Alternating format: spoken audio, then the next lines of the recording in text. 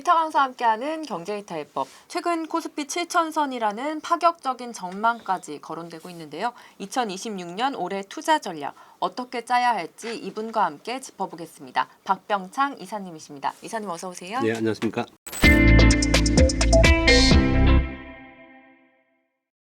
이사님, 코스피가 이제 6천선 돌파를 이제 눈앞에 두고 있습니다. 현재 이 지수 좀 어떻게 보시는지 궁금하고 더 올라갈 여력이 좀 있다고 보시는지도 궁금합니다. 이제 2달도 안 지났어요. 어마어마한 시작을 지금 우리가 네. 겪고 있습니다. 물론 그 중심에는 이제 반도체 슈퍼 사이클이 있기 때문에 그 두 종목이 삼성전자와 SK하이닉스가 전체적으로 끌고 가고 있는데요. 올해 영업이익의 증가분이요. 전체도 물론 한 60% 되지만 증가분의 98% 정도가 삼성전자, SK하이닉스라 그래요. 그러니까 사실은 그것만으로도 충분히 지수가 올라갈 수 있는 부분이 좀 있겠지만 전체적으로 보면 다른 것들은 이익 증가분이 그렇게 많지 않기 때문에 쏠림 현상이 있어서 걱정스러워 하시는 분들 그리고 우려하시는 분들 상당히 있다. 그런 전제를 좀 말씀을 좀 드리도록 하겠습니다. 우리 시장이 작년 6월부터 상승을 했습니다. 전반적으로 전 세계 시장이 다 올랐는데요. 물론 올해 들어서 미국 시장은 좀 못 올랐죠. 그 기반에는 유동성과 AI라는 이제 큰 기저의 흐름이 좀 있는 거죠. 전 세계 시장으로 유동성이 풍부한 시장 속에서 그래서 에브리티 랠리라는 얘기가 계속 있었고요. 그런 가운데 AI 랠리가 지금 있기 때문에 전체 시장에 기반이 닦여져 있는 상황인 거예요.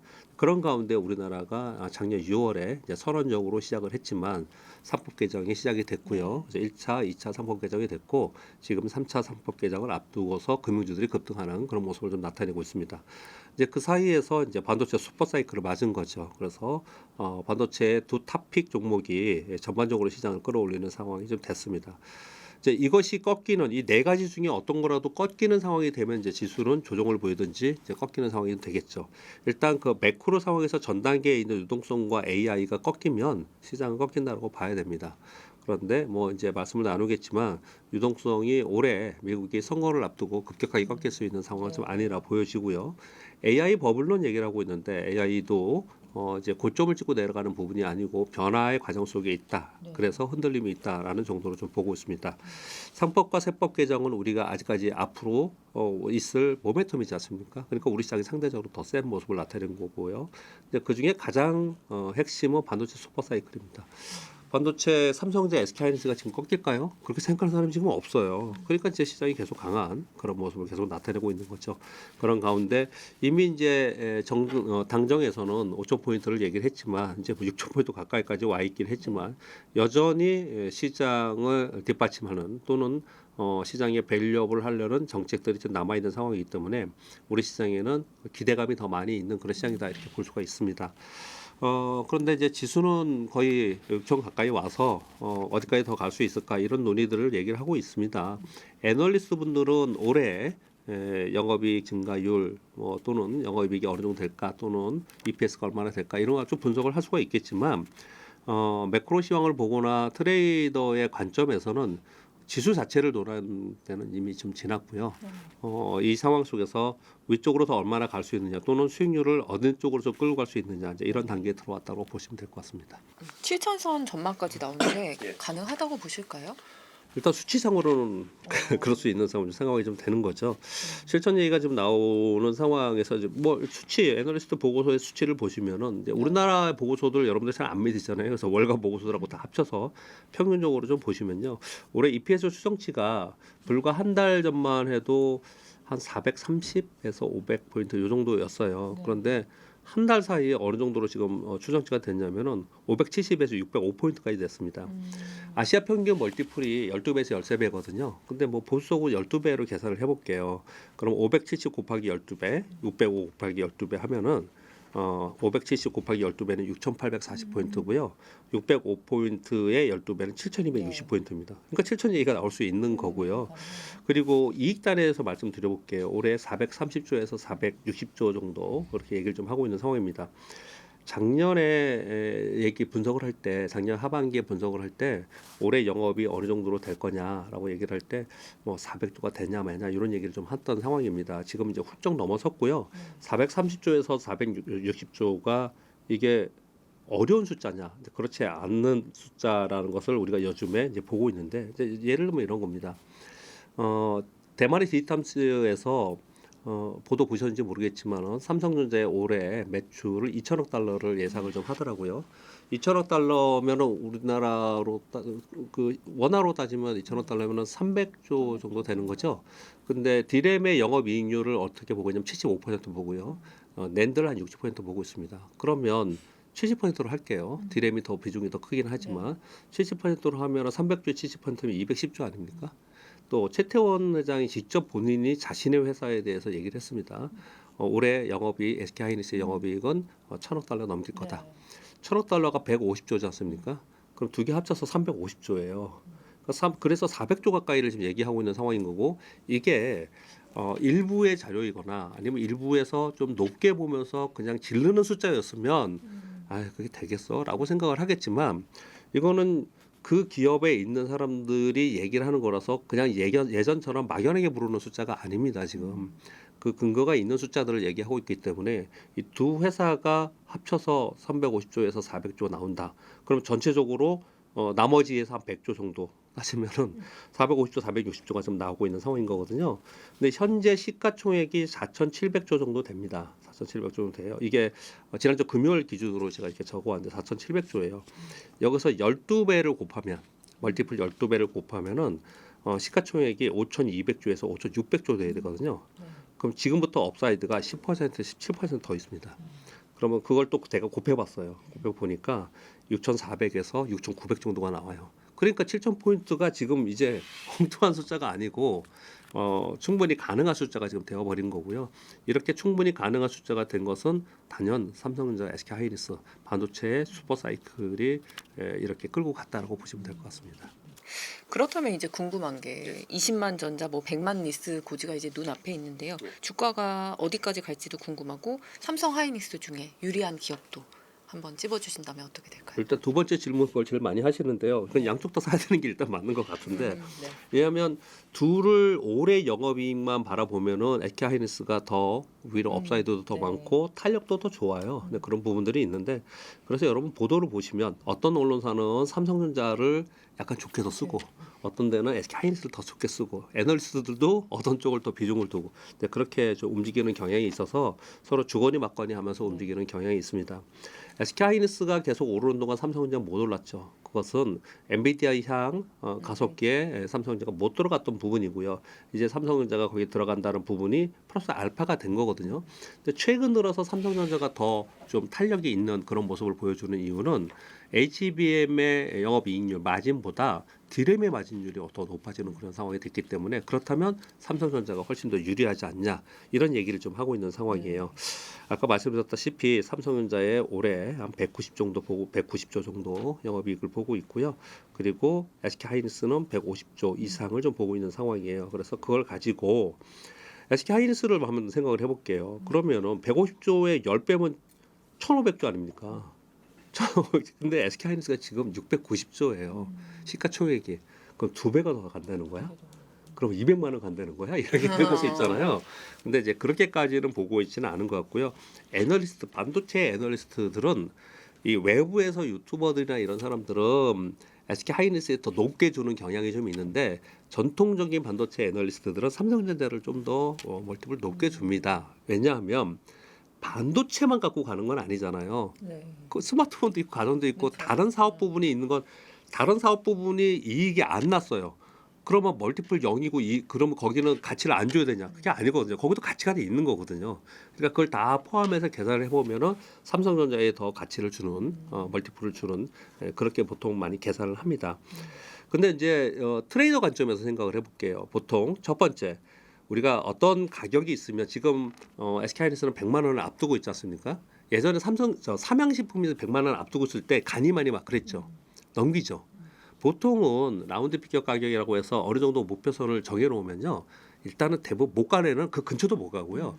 갈 수 있는 기업들은 대부분 돌파하고 나서 조정을 보이는 경우가 많아요. 그래서 SK하이닉스는 일단은 100만 원 돌파하고 그리고 삼성전자도 20만 원 돌파하고 움직이는 게 지금 시장에서는 기정사실화되고 있는 그런 상황이 좀 있습니다.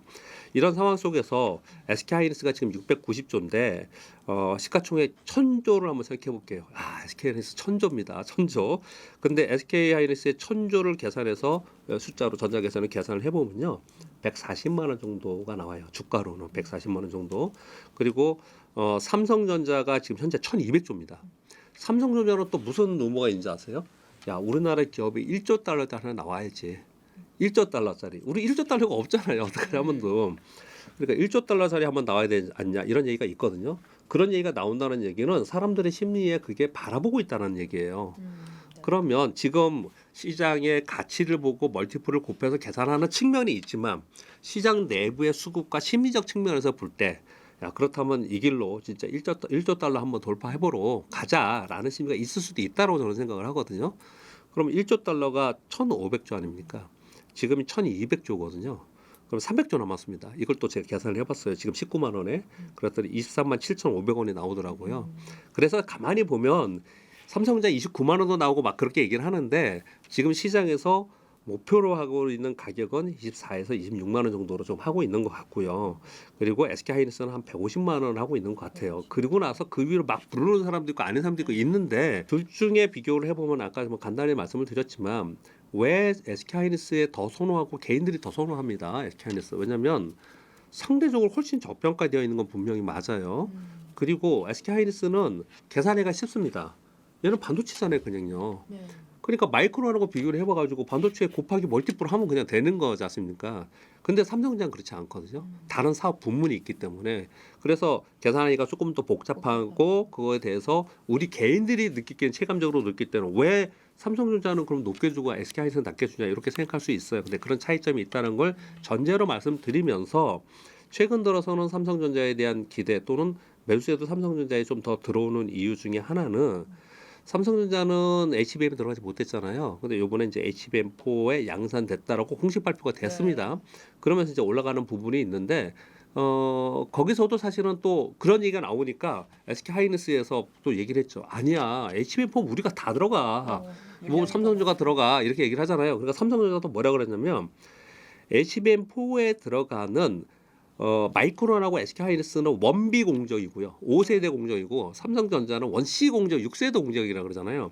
그래서 우리 공정이 더 선단 공정이야. 최첨단 공정이야. 이렇게 얘기를 했거든요. 근데 거기 함정은 있습니다. 어떤 함정이 있는 거냐면 원B 공정은 이제 수율이 다 확인이 됐어요. 그래서 이제 그냥 만들면 돼요. 원C 공정은 수율 개선이 아직까지 필요한 부분이 있고요. 또는 원C 공정에 의한 6세대 HBM4가 들어간다고 하면 그걸 사는 엔비디아가 정말 그 더 비싼 그거를 필요로 할 거냐. 당장 지금 빅테크에서 필요한 것이 그게 아닐 수도 있다라는 거죠. 그래서 삼성전자가 내세우고 있는 원C 공정의 HBM4는 더 고사양이라고 더 고부가가치 작품이라고 얘기는 하지만 실제로 수요가 그만큼 있느냐는 또 다른 문제예요.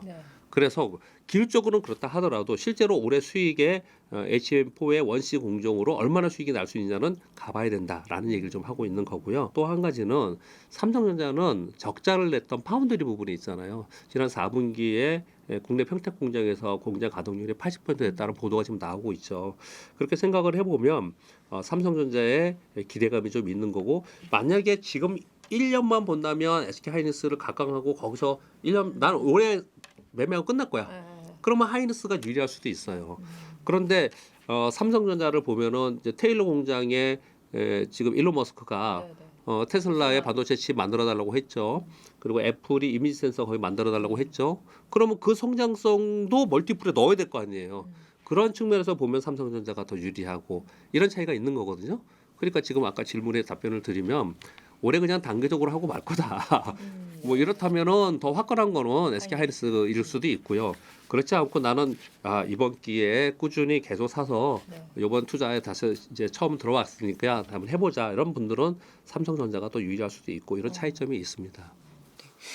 상승장이지만 앞서 언급해 주셨던 것처럼 AI 버블론도 있고 미국 시장이 뭐 영향도 고려해야 되고 급락할 이제 걱정도 큰데 투자자가 그럼 어떤 신호가 나타났을 때 이게 좀 하락하는 신호로 보면 될까요? 지금 리스크가 꽤 있습니다. 여러 가지 리스크가 있는데 첫후에 말씀드렸듯이 항상 전제의 답이 있는 거죠. 유동성과 AI, 삼법 세법 개정, 메모리 이렇게 네 가지로 시장이 움직였다 그랬잖아요. 그러면 거기서 답이 나오는 거죠.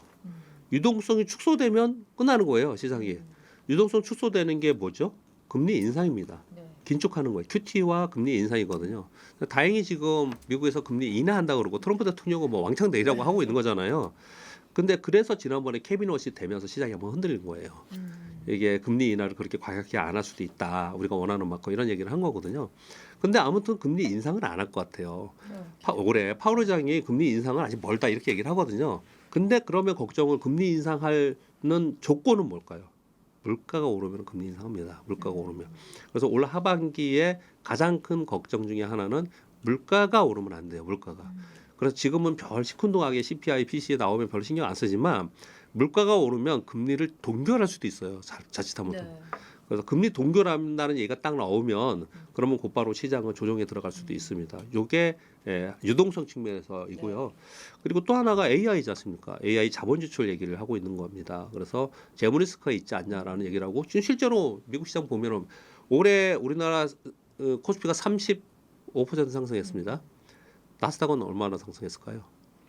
마이너스 1.5%입니다. 마이너스 1.5%. 마이너스 이 와중에. 그랬다는 이야기는 지금 AI 데이터 센터 쪽이나 그쪽에 지금 좋지 않은 메모리 쪽만 좋고 좋지 않은 상황이 좀 되고 있다라는 거거든요. 그러니까 분명한 리스크가 지금 존재해 있는 건데 우리 시장이 워낙 좋기 때문에 그냥 덮어서 가는 경우가 있을 수도 있거든요. 그 부분 계속 생각해야 된다고 저는 생각을 합니다. 그래서 AI 자본 지출에서 가장 문제는 뭐냐면은 이들이 지나치게 투자를 해서 나중에 재무 리스크가 발생된 거를 지금 미리 걱정을 하잖아요. 저는 그거보다도 자본 지출을 줄인다는 얘기가 나오면은 그러면 이들이 걱정을 하기 시작하는구나. 그래서 자본 지출을 줄인다는 뉴스가 나오는지 안 나오는지 그 부분을 보는 게 트리거 중에 하나다. 이렇게 저는 생각을 좀 하고 있고요. 그리고 상법과 세법 개정에 대해서는 이건 무조건 이제 우리 시장에서는 이건 호재성 재료지 않습니까? 근데 보세요. 1차, 2차 상법 개정 지금 통과됐고 3차 남았고요. 이제 세법 개정이 4월, 5월 중에 좀 될 것 같습니다. 그러면 이걸 바라보고 막 올라온 지수들이 있잖아요. 예를 들어서 이번 주에 3차 상법 개정 때문에 지난주하고 지지난주에 금융주가 엄청 떴잖아요. 보험주나 이런 거요. 근데 오늘 보니까 조금씩 밀리기 시작하던데 얘네 이 상법과 세법 개정은 저는 이제 방송할 때마다 그 얘기를 했는데 자꾸 정치권에서 뒤로 미루죠. 빨리빨리 안 하고. 그러니까 화내는 사람이 있는데 왜 그런지 모르겠어요. 그 뒤로 물러가야지만 주식은 항상 미래를 바라보고 가는 거기 때문에 미래 호재성 모멘텀이 남아 있어야지 지수성이 좋은 거지. 끝나버리면 안 되는 거거든요. 거기에 힌트가 있는 겁니다. 삼법과 세법 개정이 끝나버리면 그러면 뭘로 더 할 건데 밸류업을 이런 상황이 될 수 있거든요. 그래서 삼법과 세법 개정은 이게 끝나는 뭐 5월에 만약에 끝난다. 그러면 그 이후에 이 모멘텀이 없기 때문에 선반영했던 것들은 아마도 그 상황이 되면은 매물이 상당히 나올 수도 있다. 그걸 또 말씀을 드리겠고요. 그리고 또 하나 더 말씀드렸죠. 메모리 슈퍼사이클. 메모리 슈퍼사이클은 그러면 뭘 보고 트리거를 알 수가 있을까요? 지금 가격이 계속 오르고 있는데 지금 최태원 노장은 올해 내내 가격이 오를 것이다 이렇게 얘기를 좀 하고 있지만 메모리 가격이 어느 순간에는 뭐 지금 뭐 엄청 7배 이상 올랐는데 고점을 형성하면서 좀 둔화되는 상황이 될 수 있잖아요. 그러니까 메모리 가격이 고점을 형성하든지 아니면 메모리 가격의 고점을 형성하는 트리거는 증설이에요. 증설. 그래서 증설을 애들이 지금 굉장히 보수적으로 증설을 하지 않습니까? 증설을 한다는 얘기가 나오면서 그것만 보시면 안 되고 언제 시점에 양산할 수 있냐를 보는 게 되게 중요하거든요. 근데 지금 삼성전자, SK하이닉스, 마이크론의 지금 증설 발표에서 양산 시점을 대부분 보면 2027년 하반기로 보고 있어요. 그러면 보통 삼성전자의 주가를 보시면 여러분 아실 텐데요. 짧으면 6개월, 길면 1년 전에 주가가 선행하면서 움직입니다. 주가가 선행하면서 움직이거든요. 그러면 2027년 하반기에 이제 고점 양산이 된다. 이런 걸 만약에 선반영하면서 주가가 움직인다. 그러면 올해 하반기에 들면 올해 하반기에는 상대적으로 좀 상승폭도 줄고 매물도 나오고 조심스러워하지 않을까라고 생각합니다. 그래서 저는 올해는 상고하조가 맞다. 그래서 하반기에 들어갈수록 좀 위험하게 봐야 되지 않나라고 좀 생각을 하고 있고요. 거기에 플러스 알파 하나만 더 말씀드릴게요. 트럼프 대통령이 지금 관세 위법됐죠. 그리고 뭐 지지율 엄청 떨어지고 있죠. 그리고 뭐 이민국에서 뭐 이민자 단속하고 그래서 또 국내적으로도 안 좋죠. 트럼프 대통령이 이제 지금 이번 선거를 앞두고 뭘 할 수 있을까요? 할 게 별로 없을 것 같아요. 그냥 그래서 더 걱정인 거예요. 이제 무대뽀로 나올 가능성이 있지 않을까. 그래서 올해 초에 보면은 작년하고 다르게 트럼프 대통령이 뭘 했습니까? 지정 리스크를 자꾸 일으키잖아요.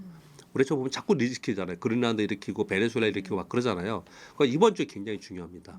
이번 주에 이란하고 핵 협상이 잘 안 되면 공격할 가능성이 상당히 있어요.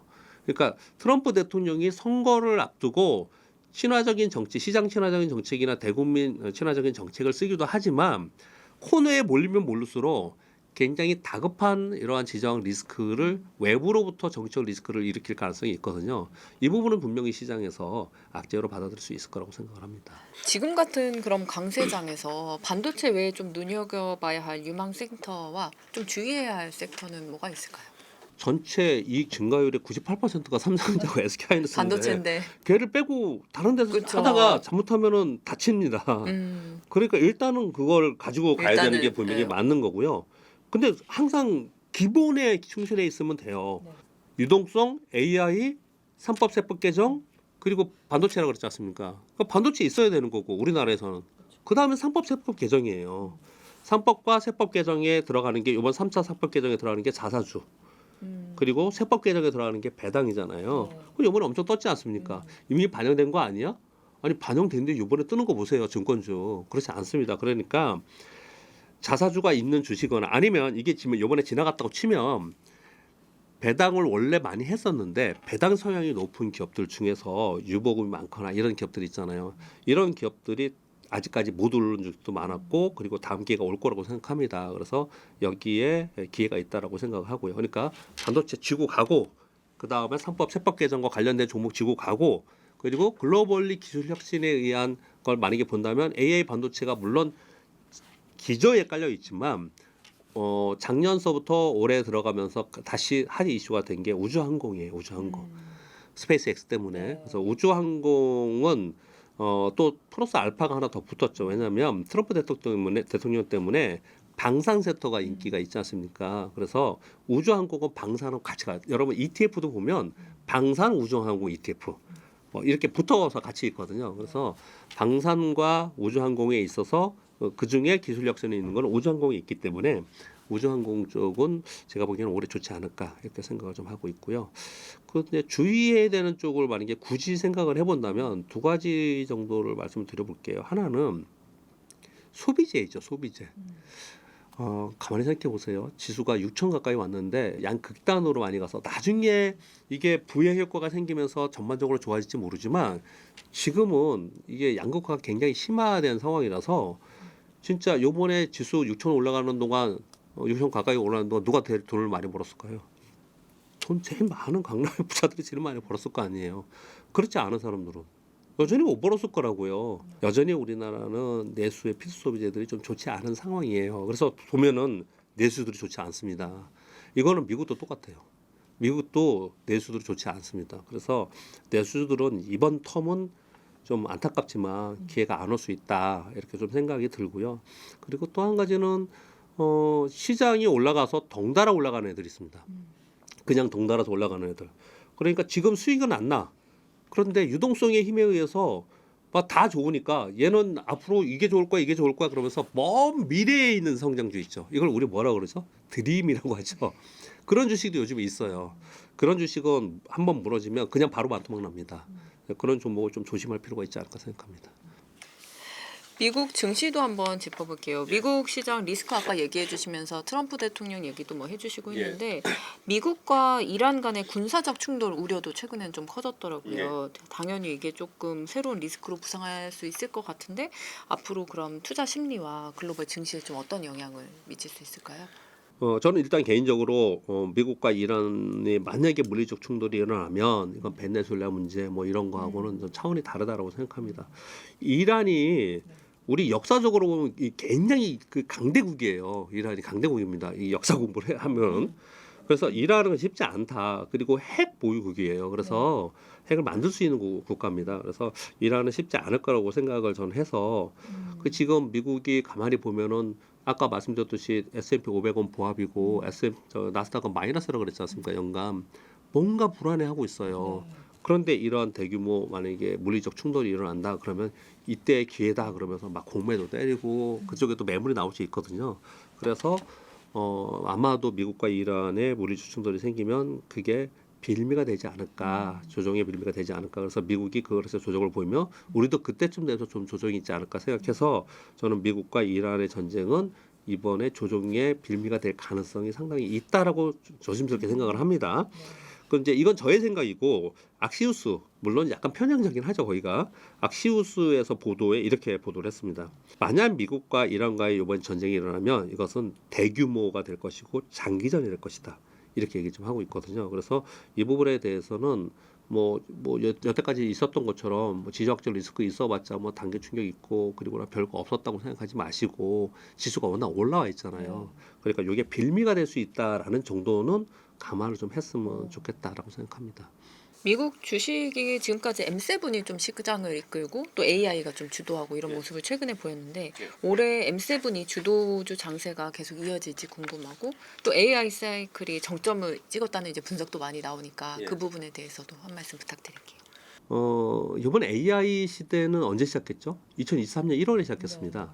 그 계기는 뭐였죠? 2022년 11월에 챗GPT가 발표된 거예요.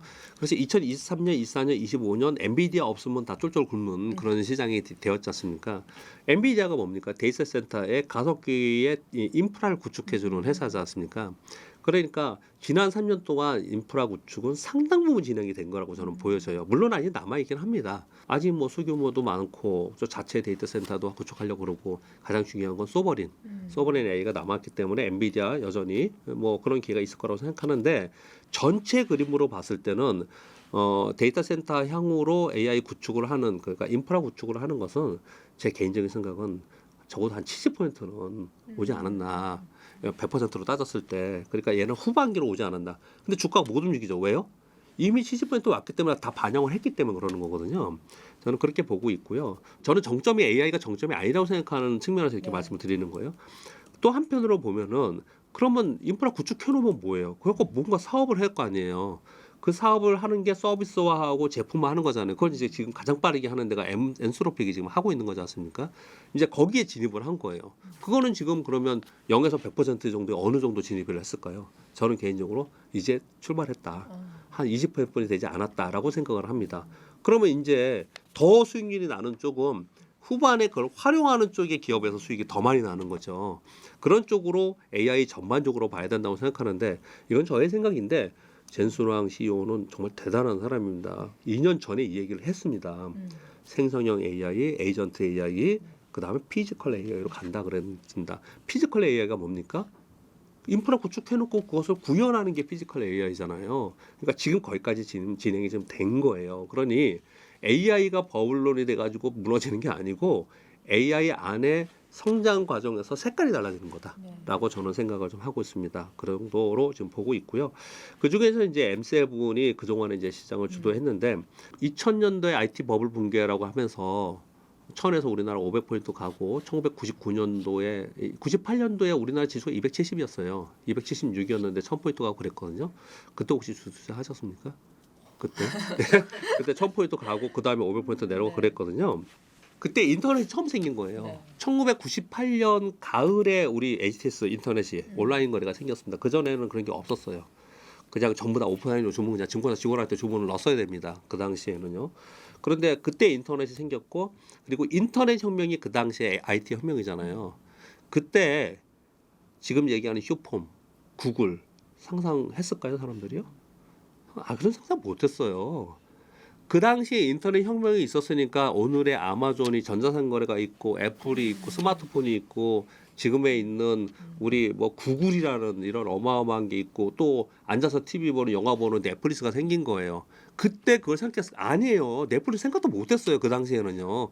그러니까 무슨 얘기를 하려면 이 기술이 앞으로 어떤 제품으로 어떻게 나올지 몰랐다는 말씀을 드리는 거예요. AI가 지금 3년 됐다 그랬잖아요. 이게 어떤 제품으로 어떤 서비스로 나올지 우리가 알까? 우리 다 그냥 평범한 사람들이에요. 우리 그걸 몰라요. 지금 M7 얘기하면서 그 말씀을 드리냐면요. 그 시대의 M7인 거예요. 앞으로의 AI 시대의 새로운 네. 그 캡들은 어떤 게 될지 우리는 솔직히 모른다고 생각해야 되는 게 맞다고 저는 생각을 하고요. 그래서 이제부터 더 각광을 받으면서 어디가 더 각광을 받는지를 우리가 열심히 찾아야 되는 다음 기회가 또다시 우리 앞에 놓여 있다라고 저는 생각을 하는 편인 거고요. 그런 와중에서 M7 안에서도 이제 인터넷 시대를 마감하고 AI 시대의 주도권을 뺏기지 않으려고 치열하게 싸우는 거잖아요. 그 치열하게 싸우는데 이길 수 있는 데가 어딘가를 찾는 게 진짜 중요한 거거든요. 예를 하나 들어볼게요. 오픈 AI가 지금 한 9천억 달러 정도의 가치를 받는다고 1조 달러 뭐 그냥 얘기를 하겠습니다. 1조 달러 받는다고 해요. 오픈 AI는 매출의 거의 15배에서 20배 정도의 가치를 받는 겁니다. 오픈 AI하고 지금 AI 경쟁하고 있는 구글 있죠. 네. 구글은 매출의 한 6.5배 정도뿐이 못 받고 있어요. 지금 시가총액을 비교해 보면 그렇습니다. 네. 이게 그렇게 움직이거든요. 그러면 오픈 AI는 신설이에요, 신설. 그 신설이기 때문에 이제 선점했다, 새롭다, 성장성이 있다 이거 갖고 막 가는 거거든요. 구글은 그렇지 않고 똑같은 AI의 어떤 서비스를 하거나 인프라 구축을 한다 하더라도 이미 있는 회사예요. 이미 있는 회사라서 이 회사는 재무구조가 탄탄합니다. 인프라 되어 있습니다. 수익 모델도 되어 있어요. 근데 다 되어 있는 거예요. 그래서 시장을 가만히 보면 어쩔 때는 신설인 성장성이 막 좋으면서 올라갈 때가 있고 어쩔 때는 얘가 올라가니까 주거니 받거니 하거든요. 그런데도 불구하고 지금 오픈 AI를 훨씬 더 높은 성장성을 받는 이유는 지금 시장은 여전히 AI는 성장성을 바라보고 가고 있는 거거든요. 이러다가 어느 순간이 되면은 야 그게 아니야. 수익이 따라줘야지. 재무 안정성이 따라줘야지. 이러면서 차별화될 가능성이 상당히 있거든요. 제가 오픈 AI 쪽을 지금 비판하려고 하는 게 아니고요. 오픈 AI는 이제 생짜로 만들어가는 회사예요. 네. 이제 인프라를 만들고 거기에 제품을 만들고 서비스를 만들고 클라우드 만들고 이거 다 만들어가는 회사고 구글은 그게 되어 있는 회사입니다. 네.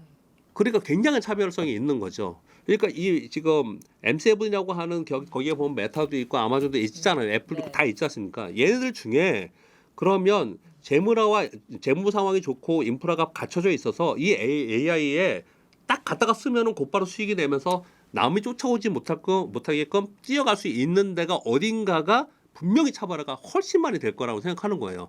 그래서 구글이 이번에 시가총액 3조 달러를 넘어선 거예요. 네. 지금 엔비디아 1위, 2위가 애플이 됐죠. 다시 애플이 됐고 마이크로소프트 어떻게 됐어요?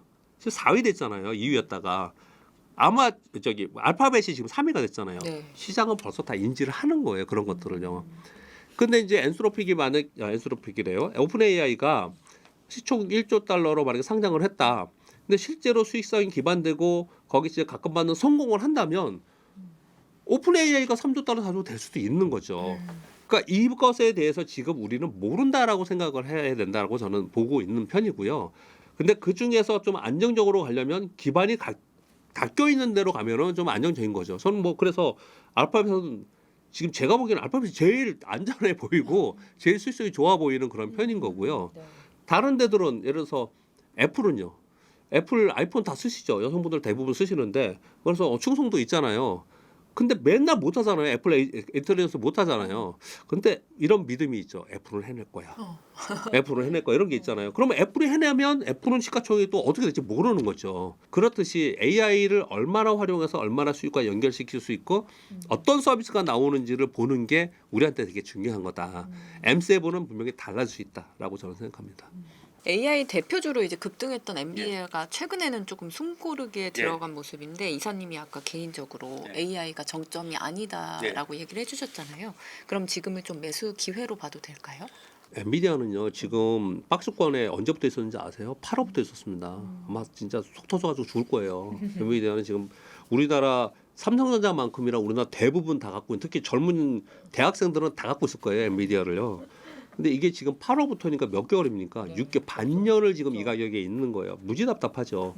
그런데 맨날 뉴스 나오는 거 보면은 월가의 아이비들은 지금 189달러인가요? 그런데 뭐 목표 주가 270달러, 310달러 이렇게 나오고 있거든요. 그러니 팔지도 못하고 들고만 있고 한국 시장은 삼성전자 올라가고 하이닉스 올라가는데 아마 그런 상황일 거라고 보여져요.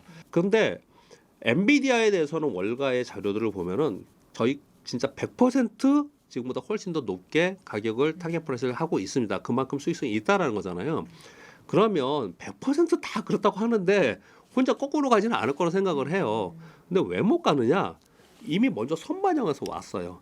주식은 제일 싫어하는 게 불확실성이고요. 제일 좋아하는 게 새로운 겁니다. 새로운 거. 원래 쓰던 거 말고 원래 알던 사람 말고 새로운 거.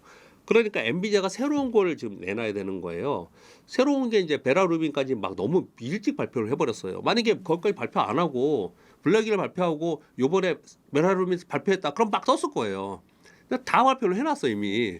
그러니까 이제 요즘에 뭐라고 얘기하냐면 GTC에서 요번에 SK 하이닉스하고 뭐 새로 개발한 게 있어가지고 베라 루빈을 뛰어넘는 뭘 얘기할 거야. 뭐 이러거든요. 그럼 나와 봐야죠. 그러니까 엔비디아는 그게 필요해요 지금. 그게 필요한 상황이라서 요번에 이번 주 실적 발표합니다. 근데 실적은 뭐 여태까지 해왔던 것처럼 시장 컨센서스보다 높게 나올 거라 생각을 합니다. 여태까지 근데 지난 6개월 동안 실적이 나빴냐? 아니잖아요. 그러니까 실적보다는 그냥 그거는 안 빠지는 정도로 될 것 같고 새로운 것들을 얼마나 발표할 수 있느냐가 굉장히 중요한 관건이 됐는데 아마 젠슨 CEO도 상당히 고민을 할 것 같아요. 맨날 얘기하는 가속기만 갖고 새롭습니까 그게? 그게 아닌 이걸 가지고 어떤 제품을 만들었든지 뭐 어떤 서비스를 했든지 해서 어마어마한 수익이 난다라는 뭔가 보여줘. 그래서 테슬라가 그래서 계속 있는 거예요. 안 빠지는 거예요. 그런 걸 보여줘야 되는데 그걸 실제로 보여줄지가 관건이고요. 두 번째는 저는 엔비디아가 더 올라갈 수 있을 거라고 생각하는 안 끝났다고 생각하는 이유 중에 하나는 빅테크들의 인프라 구축은 했지만 국가들이 하는 소버린 AI는 구축이 우리나라 됐습니까? 안 됐어요. 그래서 여전히 어마어마하게 사야 됩니다. 어마어마하게. 그러니까 소버린 AI가 기다려 있기 때문에 엔비디아는 추가로 상승할 계기가 된다라고 생각하거든요. 이제 그러고 기다리는 이제 답답하시잖아요. 근데 요 가장 가까이 엔비디아를 보면서 하나의 모멘텀이 생기긴 했습니다. 그럼 무슨 모멘텀이냐면요. 소버린 AI를 적극적으로 해야 되는데 그걸 적극적으로 지금 각 국가들이 해내지 못하고 있는 이유 중에 하나는 뭐냐면 트럼프 때문이에요. 너무 정치적으로 맨날 때리니까 이제 싫은 거죠. 정치 리스크가 너무 큰 거예요. 중국도 트럼프 맨날 때리니까 중국 안 산다는 거 아니에요. 이거 그런 거잖아요. 그런데 이번에 3월 31일부터 4월 2일까지 트럼프 대통령이 중국 방문을 하잖아요. 네. 거기서 어떤 얘기가 나오냐 둘이 만약에 화해한다 그러면 엔비디아는 바로 영향받을 거라고 생각해요. 그런 모멘텀이 하나가 있는 것 같습니다. 최근 팔란티어 주가가 좀 크게 부진했는데 그 이유 좀 어떻게 보실까요?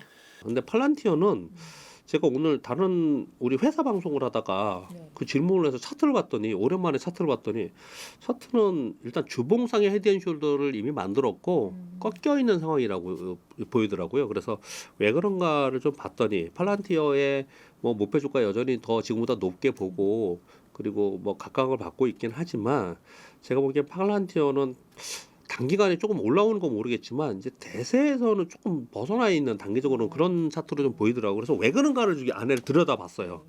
일단 보세요. 팔란티어는 2024년부터 25년 사이에 12배 정도 떴습니다. 주가가 12배 떴어요 이미요. 그리고 팔란티어에 제가 그래서 오늘 여기 방송에 이게 있길래 그리고 아까 질문을 하길래 팔란티어 재무제표에 들어가 봤어요. 이 시가총액이 3,230억 달러더라고요. 올해 2026년 올해 예상 이익이 80억 달러예요. 80억 달러. 그러면 PER이 몇 배입니까? 250배 정도 됩니다. 250배 정도. 그만큼 물론 고평가된 주식을 사라고 해요. 고평가된 주식, 그러니까 멀티플이 높은 주식을. 왜냐면 그만큼 성장성이 있고 좋은 주식이라는 거잖아요. 근데 이미 주가가 10배 넘게 떠서 빠져서 안 빠졌으면 모르겠어요. 안 빠졌으면 더 사람들이 기대를 하면서 사겠죠. 이미 주가가 빠져 있어요. 그런 상황 속에서 너무 고평가, 지금도 200배가 넘어. 이런 상황이에요. 그런 상황인데 요즘에 봤더니 팔란티어는 대표적인 AI를 기반으로 하는 소프트웨어 회사잖아요. 근데 지금 미국 엔트로피 때문에 어떻게 됐어요? 소프트웨어 회사들 다 박살났죠. 지금 미국이 AI 버블론 얘기를 하면서 자본 지출에서 걱정하는 이유 중에 하나는 지난주 금요일 날 코이버도 8% 하락하고 오라클도 빠지고 나머지 다 올랐는데 그런 쪽만 다 빠졌거든요. 그게 그랬던 이유가 코이브가 40억 달러 줘달라고 그랬는데 안 됐다 그랬죠. 왜냐면 이제 신용등급이 하향돼가 결국 그게 안 됐거든요. 근데 자금을 끌어오려고 그러는데 신용등급 때문에 이제 못 믿겠으니까 안 빌려주는 거잖아요. 투자를 안 하는 거잖아요. 근데 그런 현상이 벌어졌는데 왜 그랬냐를 봤더니 코이브는 데이터 센터 회사입니다. 근데 왜 그랬냐를 봤더니 소프트웨어 회사들이 다 무너진 걸 보면서 코이브의 주된 고객이 소프트웨어 회사들이거든요. 근데 소프트웨어 주가 막 빠지는 거 보니까 야 이거 코이브도 위험하겠네 이런 상황이 된 거예요. 그러면 소프트웨어 회사는 어떻게 할까요? 소프트웨어 회사는 더 안 좋은 거죠. 이 팔란티어가 대표적인 소프트웨어 회사거든요. 그러니까 여러모로 팔란티어는 지금 상황이 좀 좋지 않은 국면에 지금 단기적으로 들어가 있어요. 그래서 이걸 갖고 있는 분들은 장기적으로 이 회사의 성장성을 가지고 늘 얘기하는 거지만 내가 들고 가겠다. 제가 이런 주식을 갖고 있는 분들은 뭐 2차전지도 그렇고 이런 주식 갖고 있는 분들은 제가 이런 얘기를 드릴게요. 제 친구가 평생을 제가 증권사 지점장을 오래 했는데 친한 친구가 증권사 지점장을 하는데 주식을 한 번도 안 한 친구가 있어요. 2021년도에 꼭지에 주식을 투자를 하겠다고 나한테 그러더라고요. 하지 마라 그렇게 말렸는데 그렇게 하고 싶다고 해요. 그래서 딱 넣고 산 게 삼성전자예요. 얼마 샀느냐? 87,000원인가 샀어요. 그 당시에 고점에 딱 떨어질 때 고점에서 87,000원 샀거든요. 5만 원 넘게 썼잖아요. 근데 다행히 그 친구는 한 번도 사지도 않고 팔지도 않았어요. 그냥 갖고 다행이네요. 있었어요. 그래서 엄청 지금 수익이 나왔습니다.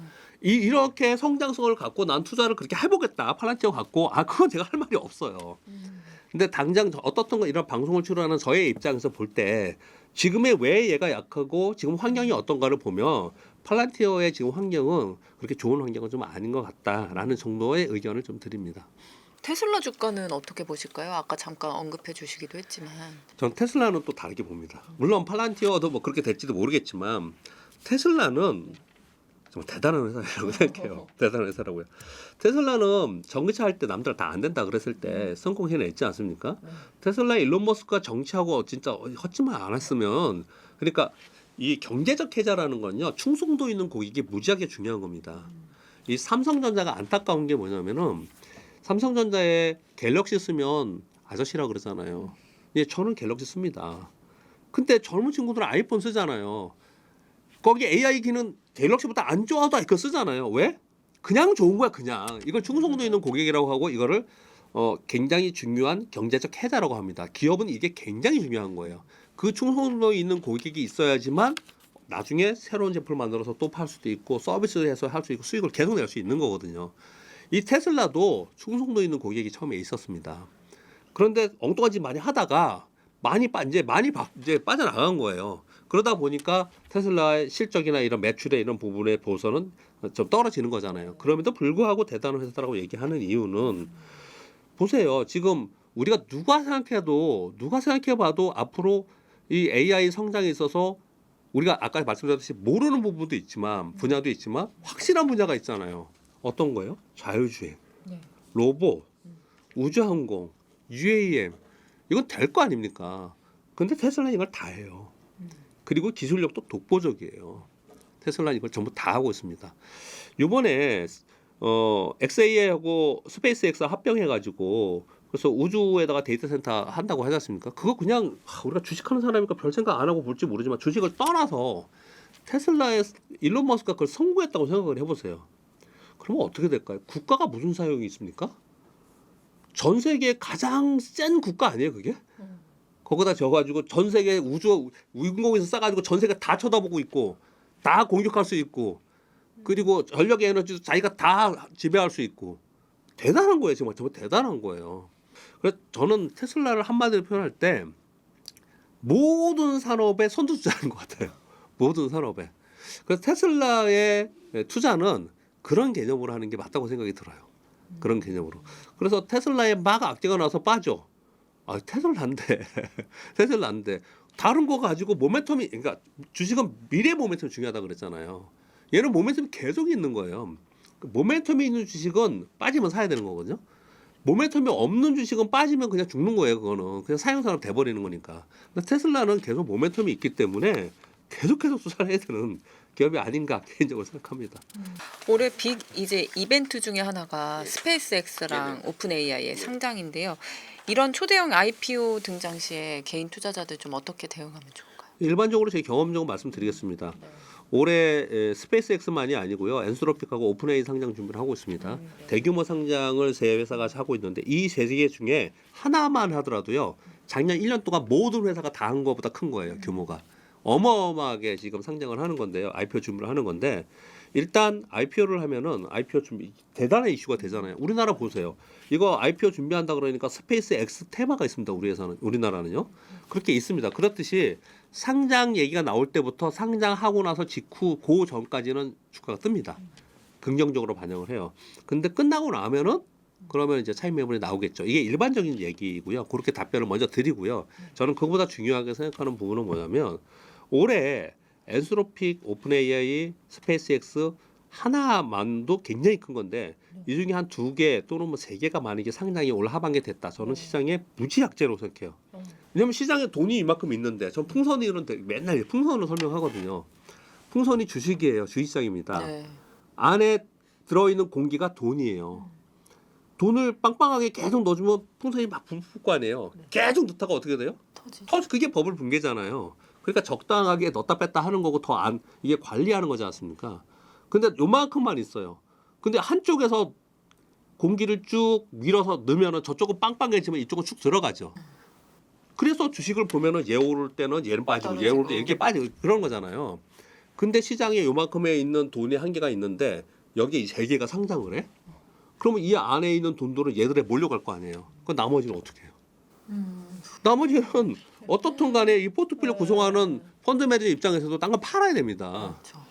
그래서 이게 굉장한 호재로 아마 올해 굉장히 이슈가 될 거고 저도 우주항공에 대해서 올해 계속 봐야 된다고 생각하고 태양광도 봐야 된다고 생각하는데 시장 전체는 이들이 상장이 되면 아마 돈을 흡수하면서 빨아들이면서 다른 쪽이 좋지 않을 때 가능성이 있거든요. 그 대표적으로 우리나라도 그런 적이 있었습니다. 언제 그랬죠? LG에너솔루션. LG에너솔루션 상장하면서 2차전지 빡 올라가면서 남들 다 안 좋았잖아요. 그러면서 곧바로 시장이 그냥 그다음에 안 좋아지는 거거든요. 그런 현상이 나타날 수 있다는 거 꼭 잊지 마세요. 대형 IPO가 상장이 된다는 거는 테마로는 분명한 이슈가 되지만 이런 돈이들이 들어와서 물론 이럴 수 있겠죠. 이 돈이 풍선 안에 공기가 아니고 딴 데서 들어와. 근데 그만한 돈이 이게 규모가 그런 규모가 아니에요. 그만한 돈을 만들어서 이걸 생짜로 가져올 수 있을까? 그런 걱정을 저는 좀 하고 있습니다. 비트코인 한번 여쭤볼게요. 네. 최근 비트코인 뭐 비롯해서 가상 자산 가격이 우르르 폭락하면서 하락세를 네. 이어가고 있는데요. 코인 시장 뭐 더 떨어진다라고 하는 분도 있고 숨 고르기다 하는 분도 있는데 이사님 어떻게 보실까요? 코인 갖고 계세요? 비트코인요? 조금 있습니다. 일단 이렇게 가볍게 말씀드릴게요. 비트코인의 정체성을 좀 잃었어요. 그러면 아마 딱 이해하실 것 같아요. 어떤 정체성이냐? 디지털 금이라 그랬죠. 네. 금은 폭등하는데 왜 빠져? 너 금 아니네? 대체자산? 이 정체성이 있었어요. 두 번째 정체성. 미래 결제 수단이 될 거래요. 많이 들으셨죠? 코인 갖고 있으니까 다 아실 거예요. 근데 스테이블 코인으로 할 거예요. 비트코인이 아닌 스테이블 코인으로 할 거예요. 네. 얘도 정체성을 잃었어요. 그 다음 비트코인을 하는 이유는 화끈하게 한번 오르면 그냥 왕창 돈 벌어야 되잖아요. 근데 비트코인은 제도권 안에 들어왔습니다. ETF가 있고 선물이 있어요. 많이 오르면 선물 때릴 거고 빠지면 살 거고 안정한 대체 자산이 돼버렸어요. 이 3가지의 정체성을 잃었습니다. 비트코인이. 그러니까 그냥 안정적으로 있는 거예요. 요번에 많이 빠졌지만 옛날 같았으면은 훨씬 더 그냥 막 빠졌잖아요. 빠질 때도. 근데 그러지 않잖아요. 이게 정체성을 잃었기 때문에 그렇다. 정체성으로 하면서 해석하면 비트코인은 생각이 들 거고요.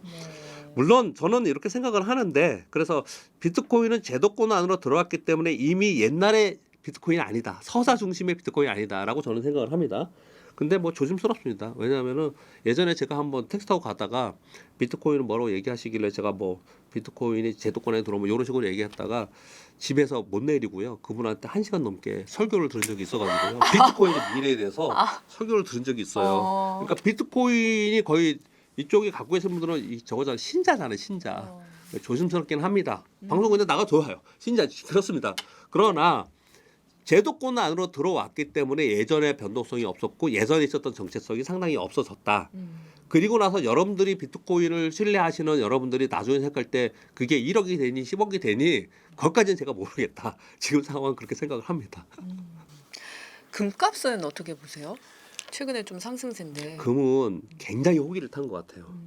어떤 호기를 탄 거냐면요. 트럼프 대통령이 딱 되면서 일단 비트코인도 그렇고 김도 그렇고 기저는 다 유동성이에요. 주식도 그렇고 다 돈이 있으니까 뜨는 거예요. 화폐 가치가 떨어지기 때문에 금이 뜨는 겁니다. 금 화폐 가치가 높아지면 금은 빠지는 거예요. 일단 기본적으로 화폐 가치가 왜 맨날 좀 심하게 하는 유튜버들 있잖아요. 이제 화폐는 휴지다. 이런 얘기를 하도 들었잖아요. 화폐 가치가 떨어지면서 금이 오르는 것이 첫 번째 이유였어요. 그러던 사이에 트럼프 대통령이 되면서 달러 약세를 지향한다고 하네요. 뭐라?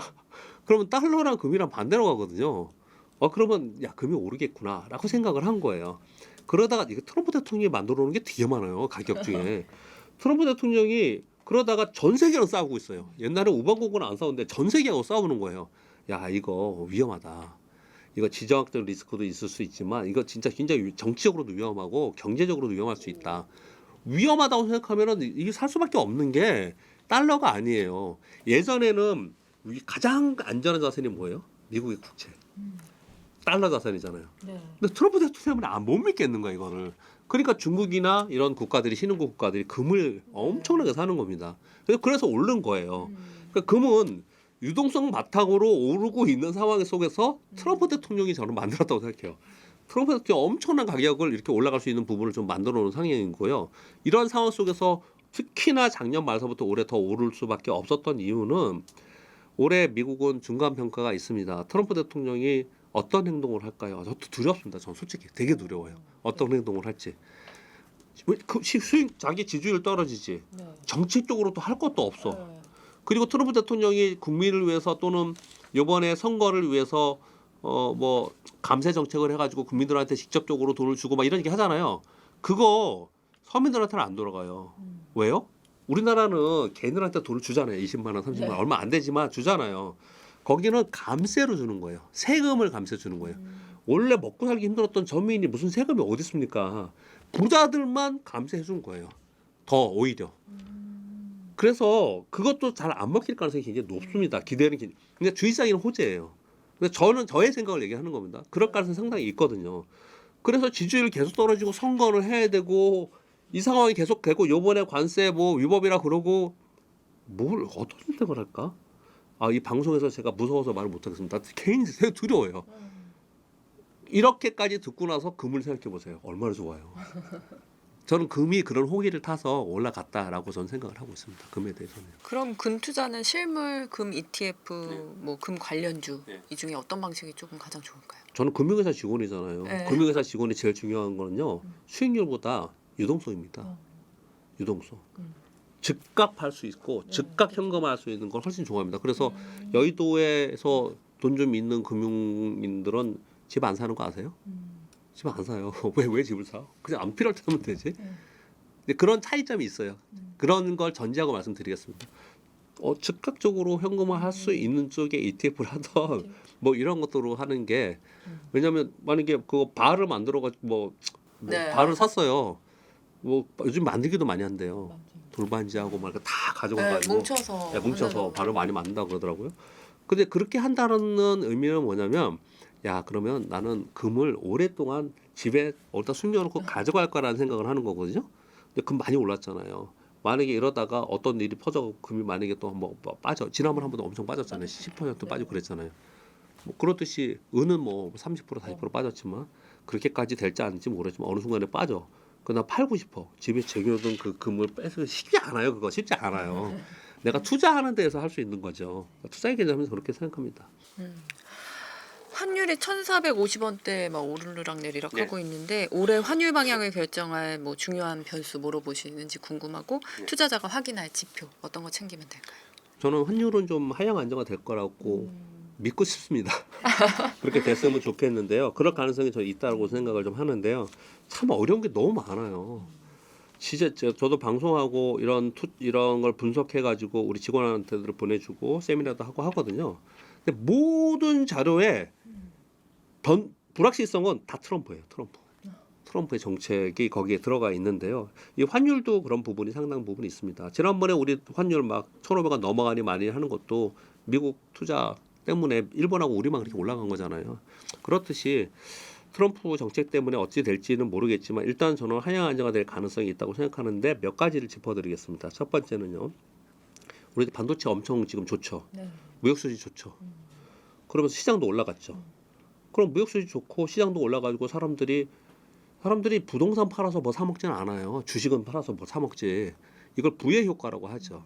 그러면 내수가 좀 좋아지면서 경기가 좀 좋아질 가능성은 있거든요. 그래서 작년에 생각했던 것보다 올해와 내년에 경기가 우리나라는 좀 좋아질 가능성이 있습니다. 환율은 뭐예요? 그 나라의 경제 상황을 얘기하는 겁니다. 그래서 경기가 좋아지는 부분은 우리나라 환율이 좀 강해질 수 있는 부분이 기본적으로 이론적으로 된다라고 말씀드리겠고요. 두 번째는 우리나라 환율이 이렇게 약세됐던 것은 우리나라에서 벌어들이는 돈보다 나가는 돈이 더 많네 이거잖아요. 우리 개인 투자자분들이 정말 톡톡히 환율 약세에 공헌도 많이 하셨습니다. 사실 뭐 그거라고 다르고 얘기하는 정치인들은 저는 그렇게 얘기하면 안 된다고 생각하지만 그래도 영향이 있는 거죠. 국민연금도 했고 기업들도 많이 했고요. 근데 많이 미국으로 나갔잖아요. 그래서 그거 들어오게 하려고 5천만 원까지는 들어오면은 그거 뭐 저 이익 난 부분에 세금 안 매긴다 이렇게 지금까지 얘기 정부에서 지금 발표하고 그랬지 않습니까? 근데 우리 시장은 막 오르고 미국은 빠지고 나스닥 빠지고 하니까 스스로들 많이 와요. 미국의 개인 투자자들이요. 미국 시장에서 엄청 많이 빠졌습니다. 올해만 약 한 70조 정도 나왔어요. 우리나라가 아니고 미국인들. 70조 정도가 그럼 어디 갔냐? 대부분 아시아로 갔는데 우리나라에 얼마 들어왔냐면은 한 10조 정도 들어왔습니다. 많이 들어왔어요. 미국은 우리 들어오고 있어요. 미국인들은 우리나라로. 근데 우리나라 웬만하면 잘 안 오고 있는데 아니겠죠. 알게 모르게 오고 있겠죠. 그러니까 우리나라로부터 대외 순자산 증가, 그걸 방어하는 즉 나가는 돈이 더 많은 것들을 방어하는 이런 정책들이 어느 정도 영향이 좀 있을 것이다. 그러면 환율은 좀 안정화될 것이다라는 부분도 좀 있고요. 그리고 또 한 가지는 지정 리스크 부분도 우리나라만 얘기하는 거예요. 북한과. 그래서 계속 그것에서 북한과 화해 모드 이런 거 하려고 하잖아요. 이런 부분들 하고 그리고 제일 중요한 건 정치적 불확실성입니다. 우리 그 작년 말과 올해 초에 아니죠. 재작년 말과 벌써 그렇게 됐네요. 작년 초에 환율이 엄청나게 급등했잖아요. 정치적 리스크 때문에. 근데 그 부분이 상당히 그래도 안정화되고 있지 않습니까? 그리고 미국은 달러를 약세로 만들고 싶어 한대요. 누가 트럼프가. 그랬더니 너무 아래로 떨어지니까 베트남 상관이 아니다 그러기도 했지만 근데 거기는 적당하게 약세로 만들고 싶어 하고 그리고 거기에 맞춰서 반대로 자국의 통화를 강세로 만들고 싶어하는 국가가 있죠. 엔화는 금리 인상하면서 강세로 만들고 싶어하죠. 얘들은 이해관계가 딱 맞아 떨어져요. 엔화가 강세가 되면 얘가 떨어지잖아요. 그러면 달러 약세가 되고 엔화 강세가 되면 우리 원하는 강세가 되죠. 그래서 우리나라는 약간 강세가 될 가능성이 있거든요. 그래서 이래저래 우리나라가 이번에 반도체 슈퍼 사이클의 덕도 굉장히 보지만 어쩌면 시장이 만일 떨어지면 많이 안 떨어질 것 같은 생각이 많이 드는 게 떨어지면 환율 때문에 본격적으로 외국인이 들어올 가능성도 있어요. 올해 외국인들이 우리나라 올해 엄청 떴죠. 그렇죠. 외국인들이 얼마나 샀을 것 같습니까? 얼마나 15조 원 팔았습니다. 15조 무려 15조 원을 팔았어요. 외국인들이 우리나라에 요번에 2,600부터 여기 6,000 가까이 오는 동안 외국인들은 못 샀습니다. 작년에도 팔았어요. 그냥 반도체 가지고 엄청 이익 내고 팔고 나갔고 한번 그랬지 우리나라를 지속적으로 사는 패시브 자금 들어와서 사는 게 별로 없었습니다. 왜? 환율 때문에요. 그래서 환율이 하향 안정화되면 우리 시장에 또 기회가 오는 거거든요.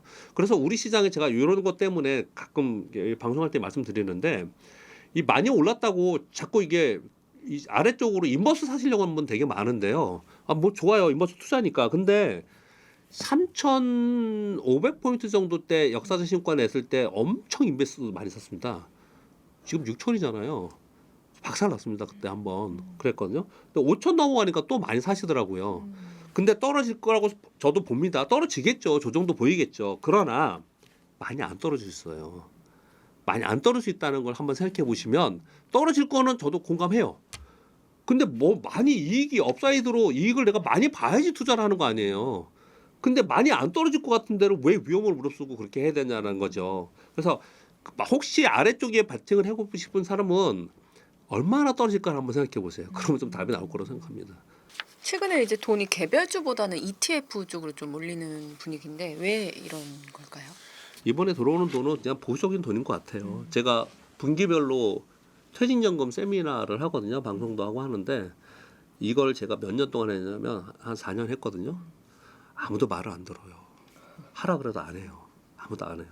솔직히 저도 방송 처음에 할 때는 세미나 할 때는 저도 안 했었어요. 안 했었는데 제 옆에 저보다 2살 많은 형님이 봤더니 어라? 저랑 비슷한 연배로 비슷하게 퇴직연금이 비슷하게 쌓였을 거 아니에요. 이 형은 저보다 80%가 높아요. 금액이. 그걸 봤더니 퇴직연금을 진짜 적절하게 운영을 하고 있는 거예요. 그래서 늦었지만 저도 이제 하기 시작을 했어요. 하기 시작해서 퇴직연금 수익률이 100%가 넘었어요. 그래서 그렇게 얘기를 해도 안 하더라고요. 이 얘기를 왜 하냐면요. 이제는 해 또. 이제 와서 그걸 하더라고요. 그래서 너무 걱정스러워요. 내 퇴직금도 까먹으면 안 되는데 지금 하시더라고요 그거를. 아무튼 다시 돌아가서 퇴직연금에서 상당 부분 많이 합니다. 왜 느끼냐면요. 퇴직연금이 500조 시장이에요. 500조 시장이고 ETF 시장이 300조라고 그랬습니다. 작년 12월에. 300조라고 그랬는데 얼마 전에 330조라는 걸 제가 방송을 했거든요.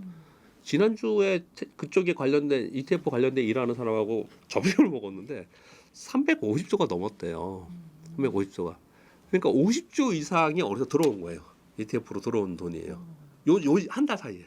한 달 사이에 들어왔는데 제가 보기에 퇴직연금에서 들어와서 퇴직연금에서는 개별 주식 매매를 못 해요. 그러니까 퇴직연금에서는 뭘 할까요? 펀드 아니면 ETF 사는데 저는 펀드를 권하고 아니면 지금은 좀 퇴직연금 안 했으면 좋겠다는 마음이 들거든요. 좀 길게 보시고 하시던지. 근데 남들 하니까 또 벌어보겠다는 사람이 퇴직연금에서 ETF를 샀을 가능성이 저는 높다고 생각해요. 그래서 걱정이 들어요. 그리고 또 하나는 그 요구불 예금, 우리 그냥 적금이 아닌 개인 통장에 들어간 예금 있잖아요. 그거 엄청 빠져나갔습니다. 그거 80조 나갔습니다. 80조. 그럼 그 돈은 어디 갔을까? 부동산 샀을까요? 아니잖아요. 이번에는요.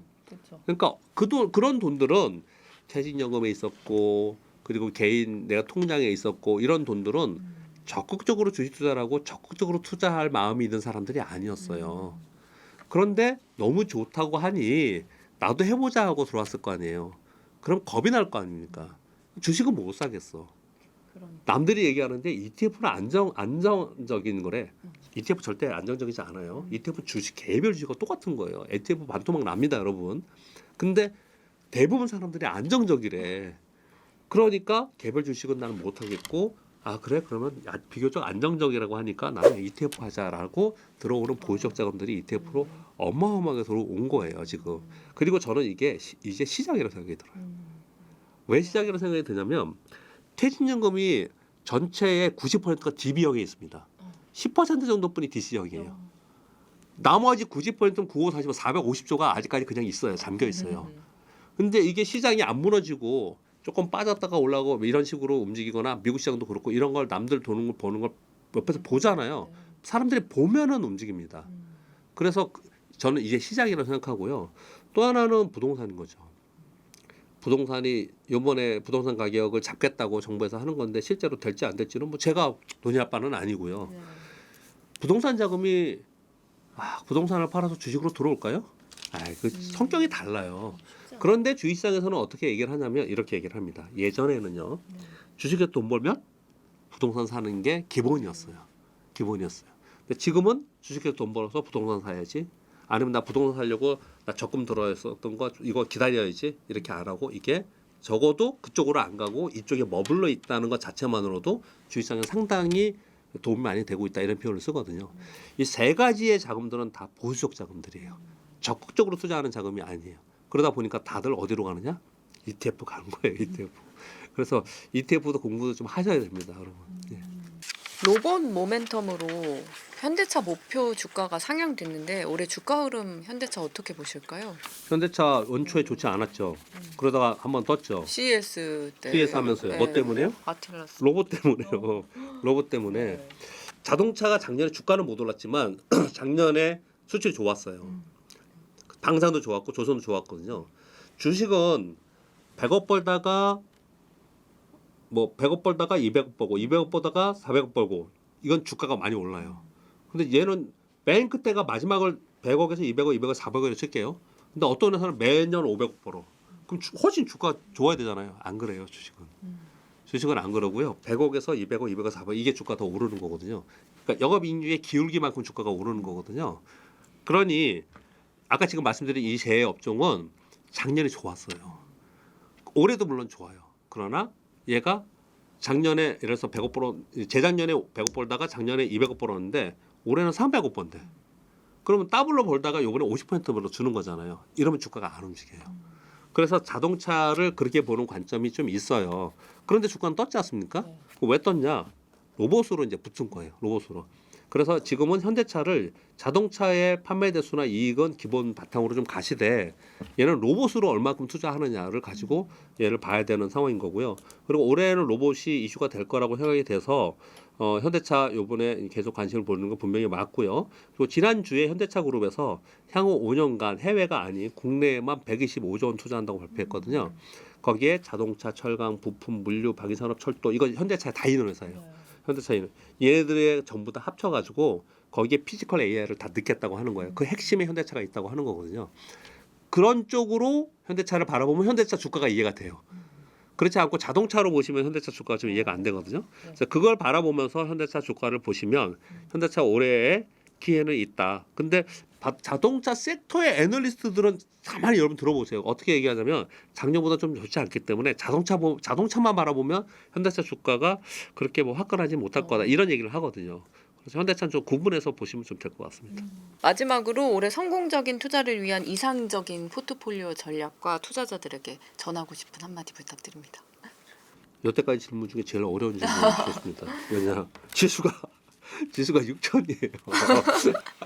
6천에서 뭘 바라고 어떻게 또 해야 되느냐 이런 고민이 좀 됩니다. 근데 시장이 좋을 때 물 들어올 때 노조라고 이럴 때 해야 되는 건 분명히 맞는 거는 맞잖아요. 그렇다고 막 겁나지 않으세요? 지수가? 그런 생각이 좀 들지 않습니까? 그래서 마음을 일단 싹 비운 상태에서 내가 뭘 연구해갖고 내가 남들보다 더 수익을 못 내겠다 이런 생각이 일단 벗어나서 시장이 지금 유동성 ETF로 들어오는 유동성에 의한 굉장히 센 장이다라는 걸 인정하고 순응하자. 첫 번째 순응하자. 지금 너무 올라서 이제 살 게 없다, 이제 못 산다, 뭐 이렇게 생각하시면 되게 많거든요. 그래서 시장에 순응하면 보여요. 시장이 앞으로 업사이드가 뭐가 있고 뭐가 간다라는 걸 순응하면은 좀 보인다라고 좀 말씀을 드리겠고요. 그리고 지금은 예전에 우리 보면은 한때 코리아 펀드라는 게 유행을 했고 한때 중국 인사이드 펀드 유행했고 그랬잖아요. 근데 지금은 ETF 유행이에요. ETF. 그래서 ETF를 공부하시고 ETF 안에 있는 센 종목들을 보시고 그 안에 구성 종목에 센 게 뭔가 보시고 그렇다는 얘기는 ETF에 들어오는 자금들은 중소형주를 안 사요. 대형주 위주로 플레이가 될 수밖에 없거든요. 지금 그런 거잖아요. 지금 중소형주 진짜 안 좋아요. 안 좋고 많아요. 그러니까 ETF를 중심으로 놓고 기술 혁신과 정책과 연관된 ETF 안에 있는 대형주만 내가 하겠다 그러면 제가 보기에는 지수가 많이 올라왔어도 충분히 수익의 기회가 있는 상황이 될 수 있거든요. 약간은 제가 보수적으로 말씀드리긴 했지만 그래야 지금 좀 안정적일 것 같아서 그렇게 좀 조언을 드리고 싶습니다. 오늘은 코스피 7천 가능성부터 국내 글로벌 증시 흐름 그리고 투자 전략까지 짚어봤습니다. 이사님 오늘 말씀 감사합니다. 네, 감사합니다.